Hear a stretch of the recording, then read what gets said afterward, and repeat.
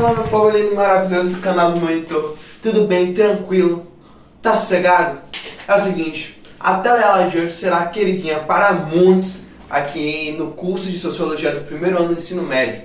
Gente, pega o caderno, pega a caneta, porque esses caras daqui dá para encaixar em muitas redações do Enem. Mas abrindo um parêntese muito importante, não dá pra você simplesmente pegar a visão deles e jogar no texto, vomitar no texto. Tem que ter lógica, tem que ter nexo dentro da sua redação. Então é muito bom ter esse conhecimento, sim, mas mais importante ainda é saber utilizá-lo na sua redação. Então, falando de contemporaneidade, bora surfar essa onda?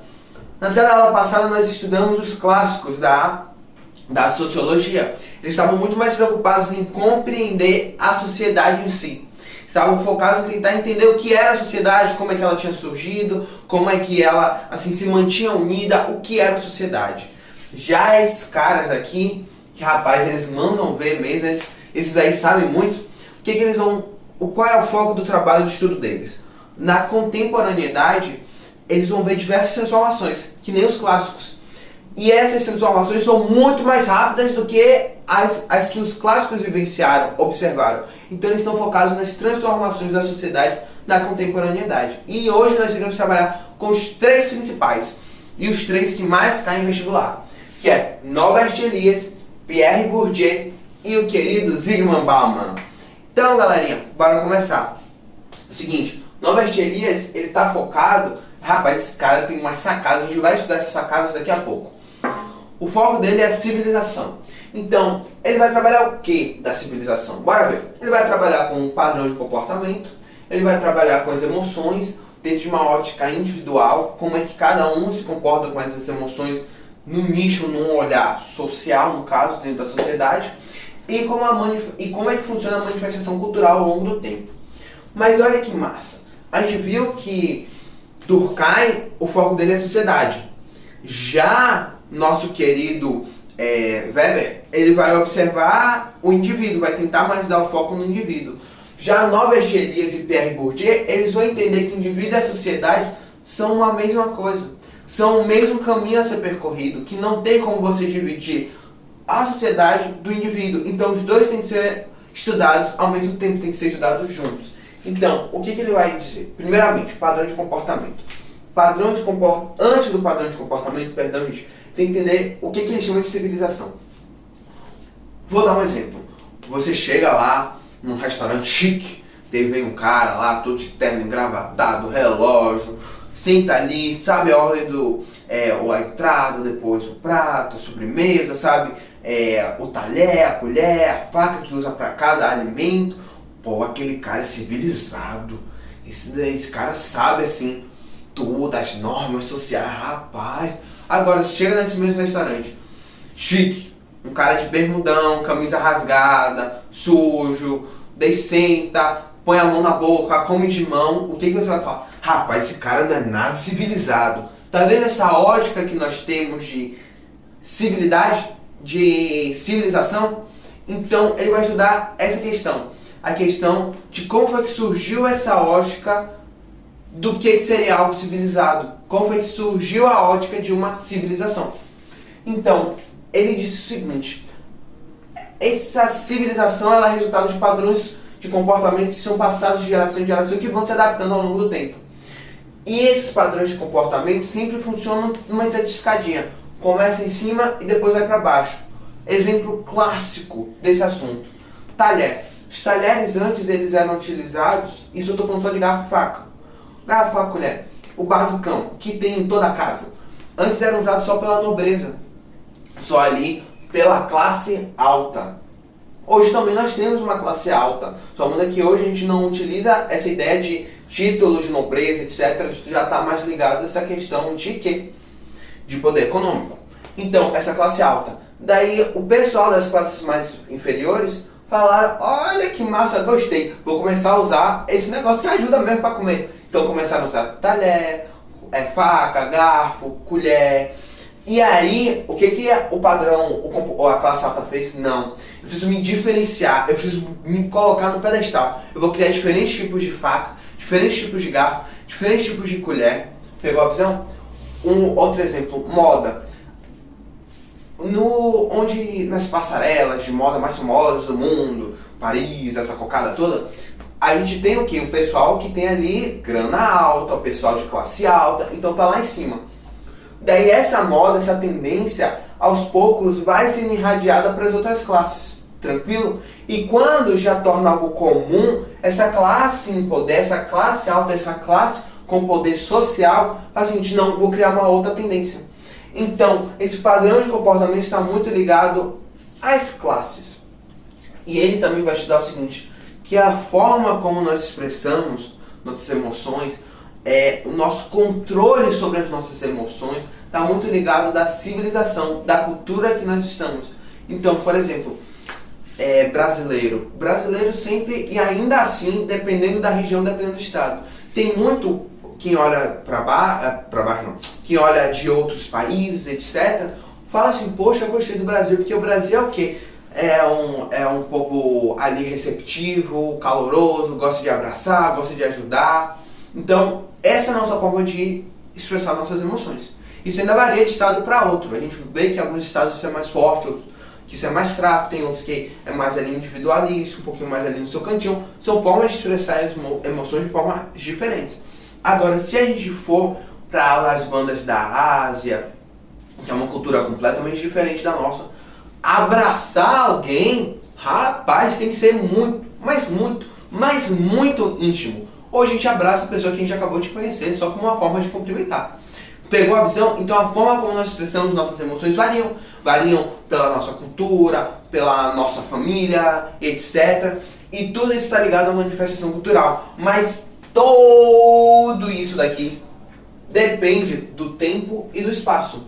Então, dependendo da época que nós estamos, algumas peculiaridades são mais marcantes do que outras. Então, por exemplo, formas de se cumprimentar, às vezes gírias, às vezes alimentação. Por exemplo, um negócio muito interessante, bênção, pedir bênção.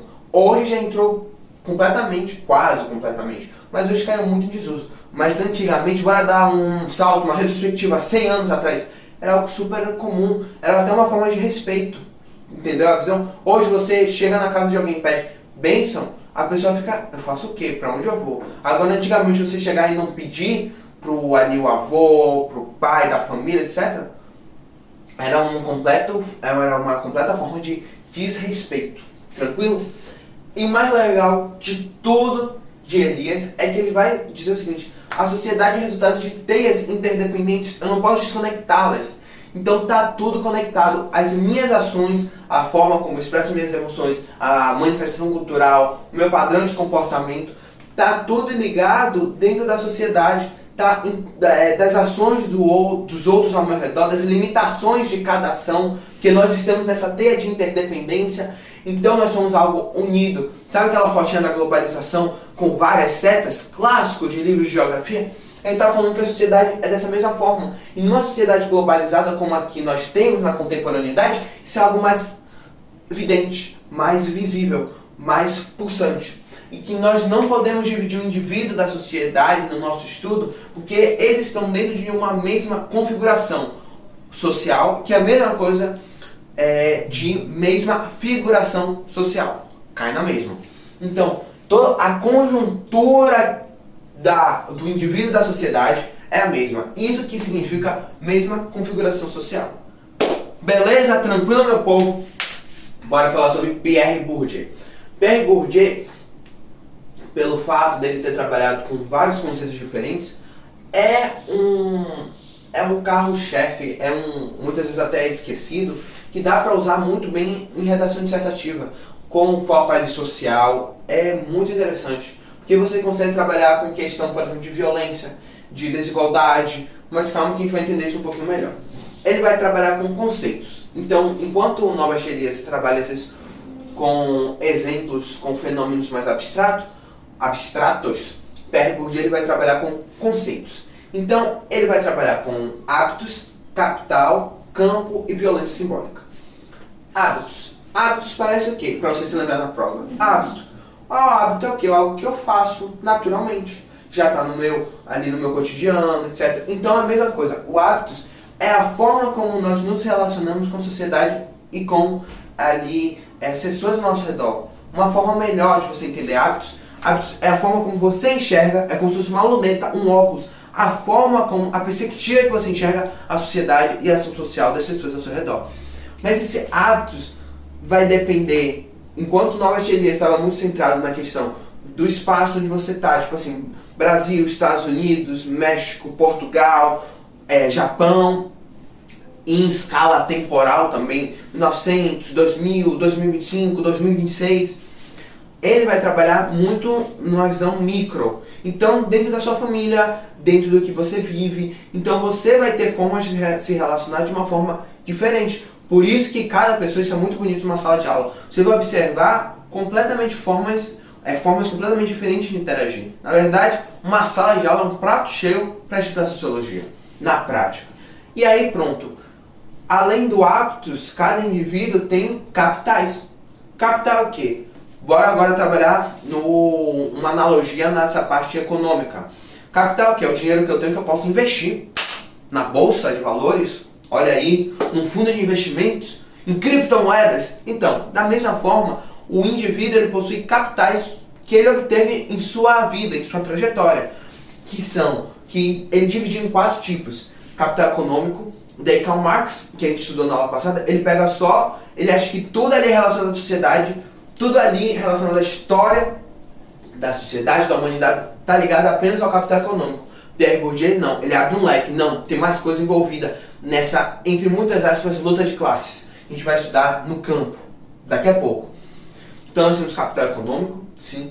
Nós temos capital cultural, então o acesso que você tem à cultura, à arte, à música, o social, onde você consegue entrar dentro de sua posição social e etc. Porque tem muitas coisas que são facilitadas dependendo de onde você esteja dentro da conjuntura social.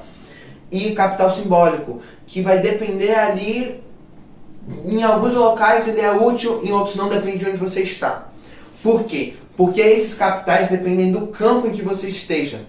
Porque se você está, por exemplo, um campo, tentar passar no vestibular, com certeza você ter conseguido ter escola, você ter um capital econômico para estar, por exemplo, fazer um curso de aprofundamento. Então, dependendo da área que você esteja, um campo de futebol, por exemplo, dependendo da área de disputa que você esteja, cada capital vai ter mais relevância. Mas Pierre Bourdieu disse que o mais importante de todos é o capital econômico, porque ele consegue balancear muitas vezes outros capitais que facilitam você ter mais capitais. E essa desigualdade gera um ciclo vicioso, porque você nunca vence nesses campos e normalmente você não consegue ali aumentar os seus capitais.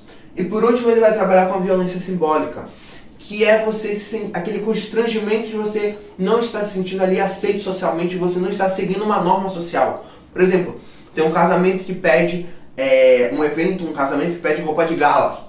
Você não chega de roupa de gala, chega ali com uma roupa assim, bem leve, etc. Mas você não faz propósito, você não viu, seu convite veio com problema, você vai se sentir ali um constrangimento, todo mundo, aqueles olhares, aquele cara tá errado. Isso é violência simbólica. Fenomenal? Tranquilo? Supimpa? Então vamos para Zygmunt Bauman. Zygmunt Bauman tem pouca coisa escrita, mas tem muita coisa pra gente discutir na prática. Zygmunt Bauman, ele é um cara que você consegue ver que não é abstrato os conceitos dele, o estudo dele é prático. Ele tem uma série de livros, etc. É um dos sociólogos mais famosos, mais importantes da contemporaneidade. O foco dele são as transformações da modernidade sólida para a modernidade líquida. E a modernidade líquida é o foco do estudo dele. Para nós compreendermos o que é a modernidade líquida, nós temos que entender o que vem antes que a modernidade sólida. Parece um pouquinho maratona na história, né, galera? É o seguinte, modernidade sólida é porque, observem, guerras mundiais, pós-Guerra Fria, o mundo mudou drasticamente, não é mesmo? Bora agora, assim, fazer ali retrospectiva novamente. Bora ali para trás desses dois eventos. Você observa que, por exemplo, existia uma ideia de identidade muito sólida. Eu vou sempre estar batendo nessa palavra sólida. Ali da sociedade. A gente tinha um nacionalismo forte, etc. Uma identidade de grupo forte. Beleza. Nós tínhamos o trabalho, algo que ele vai analisar, como um investimento seguro, né? A pessoa entrava ali naquele trabalho até se aposentar, até morrer, permanecendo naquele mesmo trabalho. Tranquilo, legal. Você tinha uma seguridade, você tinha um sentimento ali de descanso, de paz, porque o Estado ia dar seu jeito de acalmar as coisas, estaria tudo ali em paz, ou seja, você se colocava sua seguridade, sua consciência ali da sociedade, que não haveria mudanças drásticas, era sólido. Agora, se a gente pular para pós-guerras mundiais e pós-guerra fria, a gente vai ver que tudo é muito rápido, tudo é muito instantâneo. Então, por exemplo, o trabalho não é mais um investimento sólido, é um investimento líquido. Você vê assim que o indivíduo às vezes muda, não vou nem falar de empresa que está trabalhando, isso muda de curso, de área, completamente 2, 3, 4 vezes na vida, entendeu? Então, por exemplo, não tem essa ideia de identidade forte, é tudo muito individual, não tem essa ideia de que de descanso, sempre tem essa ideia de medo, de que alguma coisa vai mudar, que alguma coisa vai dar errado, que alguma coisa vai se transformar. Porque antigamente também tinha guerra, uma época, passava um tempão, depois tinha outra. Se a gente olhar um pouquinho para trás, a gente está tendo, de modo geral, guerra após guerra, assim, às vezes eclosões rapidamente de dia para noite. Guerra de Israel, que a gente teve agora, guerra da Ucrânia, que a gente ainda está. Então é tudo muito rápido, as informações são muito... Nada é líquido, não existe mais firmeza social, assim, de alguma asseguridade. Tudo é muito líquido, tudo é muito volátil. E essa volatilização, agora foi, da sociedade, gera diversos problemas. Problemas, por exemplo, psicológicos, ansiedade, depressão, problemas de até mesmo anomia, que é um conceito que Durkheim trabalha, problemas de perda de identidade, de consciência coletiva, perda da solidariedade. A gente está vendo agora uma sociedade mais individual, mais individualista, e tudo isso Bauman trabalha. Galerinha, se vocês gostaram do vídeo de hoje, a gente está quase chegando ao final do nosso curso de Sociologia do primeiro ano do ensino médio. Deixe seu like, se inscreva no canal e compartilha para que cada vez mais a nossa sala de aula cresça. Então, rapaziada, até a próxima teleaula.